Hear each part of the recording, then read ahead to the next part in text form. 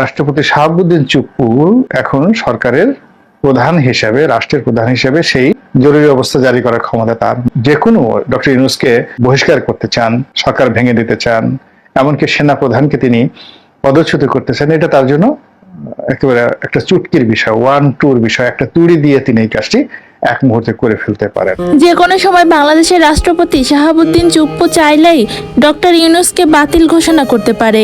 Doctor ইউনূসের সরকারকে বাতিল ঘোষণা করে প্রধানমন্ত্রী শেখ হাসিনাকে দেশে ফিরিয়ে আনতে পারবে। রাষ্ট্রপতি শাহাবুদ্দিন চুপ্পুকে নিয়ে বেরিয়ে এলো এবার চাঞ্চল্যকর তথ্য। বিস্তারিত জানতে ভিডিওটি না টেনে সম্পূর্ণ দেখতে থাকুন। সম্প্রতি এক সংবাদ সম্মেলনে রাষ্ট্রপতি শাহাবুদ্দিন চুপ্পু বলেন, যার নুন খেয়েছি এতদিন তার সাথে বেইমানি করতে পারবো না। শেখ হাসিনা যদি দেশে ফিরে আসতে চায় তাহলে তাকে ফিরিয়ে আনতে অবশ্যই হবে। আমি তার নুন খেয়েছি, তার সাথে আমি কখনোই বেইমানি করব না। তাছাড়া আমরা উইকিপিডিয়া ঘাটলেই আমরা দেখতে পাই শাহাবুদ্দিন চুপ্পু এখনো আওয়ামী লীগ কর্মী হিসেবেই পরিচিত।